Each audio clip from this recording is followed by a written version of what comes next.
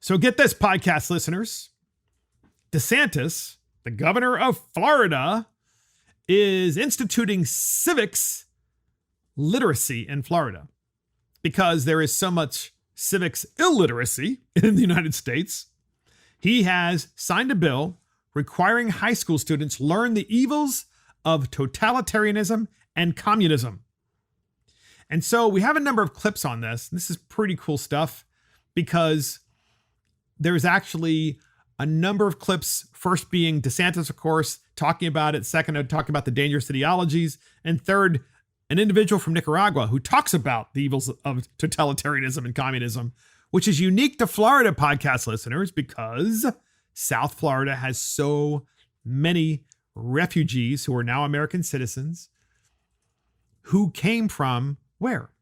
They came from Nicaragua and Cuba and Venezuela and other places. But those three countries in particular, since they are run by absolute totalitarian/communist governments, certainly authoritarian governments where there is no rule of law. So here's Governor DeSantis speaking on Florida's civic literacy reform law. Again, the law is called Civic Literacy Reform Law. And listen how civics illiteracy is explained by Governor DeSantis. Here it is. And today we're going to sign 3 bills that address key pillars of our civic literacy efforts. It's crucial to ensure that we teach our students how to be responsible citizens. They need to have a good working knowledge of American history, American government, and the principles that underlie our Constitution and Bill of Rights. And these efforts are needed. A recent survey found that only 2 in 5 American adults can correctly name the 3 branches of government. More than a third of Americans cannot name any of the rights that are protected by the First Amendment to the U.S. Constitution. And in 2018, a poll found that only 36% of Americans could pass a multiple choice version of the citizenship test that our naturalized citizens have to take before becoming American citizens. So in order to become a citizen of the United States, you have to take a citizenship test, right? To learn about American history and American exceptionalism, as they should be required to do so.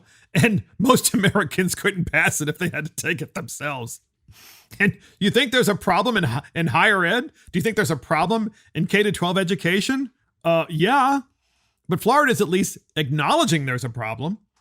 And of course, we're so busy teaching CRT from K-12. We're so busy talking about how America is not an exceptional country. It's actually an evil country. We're so busy doing that no one even knows anything about our history. In fact, they're actually much more likely, some of these people, certainly Democrats, to engage in, or at least like countries that are engaged in totalitarianism and communism, namely Cuba, Nicaragua, and Venezuela, China, North Korea, just to name a few.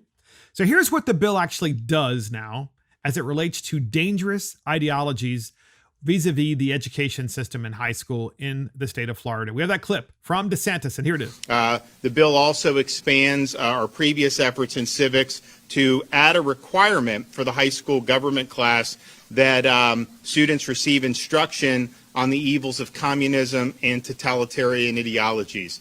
We have a number of people in Florida, particularly southern Florida, who've escaped totalitarian regimes, who've escaped communist dictatorships to be able to come to America. We want all students to understand the difference. Why would somebody flee across shark-infested waters, say leaving from Cuba to come to southern Florida? Why would somebody leave a place like Vietnam? Why would people leave these countries and risk their life to be able to come here? It's important that students understand that. Yeah, so that's DeSantis talking about what the bill actually does. And our producer, Christopher Hopkins, says, I can't believe that's not already a thing. Why isn't that already required? So podcast listeners get this about the DeSantis bill that he just signed. I placed the story from the Daily Caller about this bill that DeSantis signed. And the Daily Caller's story is titled, DeSantis signs bill requiring high school students learn evils of communism and totalitarian ideologies. Pretty well written article. Well, I posted that bill on my Friends of Mark Fisher Facebook page. And I'm just telling you this because of how all the kooks came out and how messed up our country is with respect to the lack of education and lack of understanding in our country about what those ideologies really do and how they always end up the same, which is with lots of people dead and lots of people starving and lots of misery. So I have one guy, his name is John Kriebel, says, "My life was harmed more by the irrational fight against communism and socialism than either of those ideologies have ever hurt me." It's all about him, by the way. "In fact, it is communists in the workplace who got us the labor reforms Reagan ended, to all our detriment." So that's just one comment, okay? So of course I responded, all the more reason as to why we need high school students to learn about the evils of communism and totalitarianism, which is really the purpose of this post. Naturally, people are always trying to take you off of your post on Facebook and on social media. Instagram obviously doesn't matter where you post. The Democrats and the progressives especially are always trying to take you off the message to talk about things that are unrelated because they can't argue the merits of most ideas. They don't want to argue them because they've never had to defend their arguments because that's how we teach them. And so I have this other person who wrote, "Mark, I've always liked and respected you, but it seems to me DeSantis is demonstrating the hypocrite that he is. How is it okay to teach the evils of communism and Marxism in schools, yet teaching about the evils of racism and its history in our country," scrolling down here, is not allowed? What? The teaching of racism, the history of Jim Crow, and the history of slavery is not allowed? I mean, are you serious? Of course it's being taught. In fact, that's probably almost exclusively what's being taught. I mean, we have a Black History Month. It's the month of February. It's what's taught the whole month of February in K-12 in civics. And then she goes on, "When they teach about the evils, will they also include how Reagan's trickle-down economics not only did not work, but made the wealthy richer and put the working poor in deeper poverty? DeSantis is working to rally Trump's base for his own presidential run. This is purely a political move designed to deepen the huge divide that already plagues our country." No, when you're trying to educate people, young lady, I don't know if she's young or not, okay, but I'm just being respectful. When you're trying to educate people about world history and about communism and about totalitarianism, that is a good thing because you are educating them. The idea that you would be triggered by communism and ideologies such as that, and that we would be educating people about what happened in the 20th century and what is currently happening in those kinds of countries, the fact that you would be triggered about that and are creating a false equivalency between that and the United States of America demonstrates to me that you need to take the course. You just need to take the course. Or maybe just get a one-way ticket to North Korea. Try it out, see how that works, because the last time I think we had a student or an individual who was an American who accidentally wandered across the border in North Korea, he ended up dead. He ended up in prison for a while and then dead. And there's no rule of law. There's no place to go to adjudicate that death. But of course, the United States is just like them. We're just as bad. Get a brain. I mean, give me a break. So we have another clip. And this clip is from Ana Margarita Albanza. She's originally from Nicaragua. DeSantis introduces her, and she speaks about how she came to the United States of America at the age of 6. And it was because she was being brainwashed in school and didn't learn anything except the kind of ideology that they wanted you to learn. In other words, hey, things are getting better. Meanwhile, there are food lines, right? There's plenty of gasoline to drive your car. Meanwhile, the tanks were empty everywhere you go. That kind of nonsense, which is what occurs in those kinds of countries. Very Orwellian.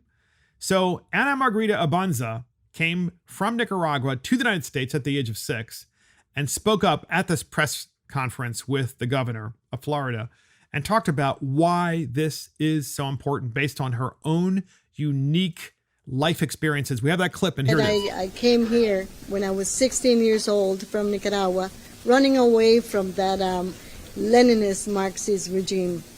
I was president of the school government, and they were trying to brainwash us in thinking that they were bringing benefits and well-being to the people of Nicaragua. Obviously not. Right now, that country, in Nicaragua, the one that I was born in, is even worse than the day that I left. So I'm thankful to be here. I would defend this country with my life if I had to. So they told Miss Albanza that things were getting better. Okay, when she was a kid. Things are just getting better every day here in Nicaragua. And she left, and her family left because they weren't getting better, and they knew they were being lied to. They knew it was a totalitarian regime, a communist regime, an autocrat that runs the country. And so they decided to leave. They came to the United States. We welcomed them. They live in Florida. They're American citizens. And she says it's now worse there than it ever was. And they continue to lie to their people, which is what those governments do. There's no transparency. And what do they do to her in school? They were brainwashing her in kindergarten. Oh, what a surprise. Kind of like what they're doing here with CRT, telling you that your country is really bad and that totalitarianism, communism is the way to go. Marxism is the way to go. So DeSantis is taking on these nuts. By these nuts, I mean the nuts of the left, who actually think that America should be extinguished and replaced with a Marxist regime. And they really do believe that. And our country is so dysfunctional because so few people understand the civics and the basics and the basic history of this country. And they certainly don't understand our Constitution, let alone why it was put in place. What were the motivations for putting the Constitution in place? And it was about the protection of what? The individual, not the protection of the state. It's about the protection of the individual from the state.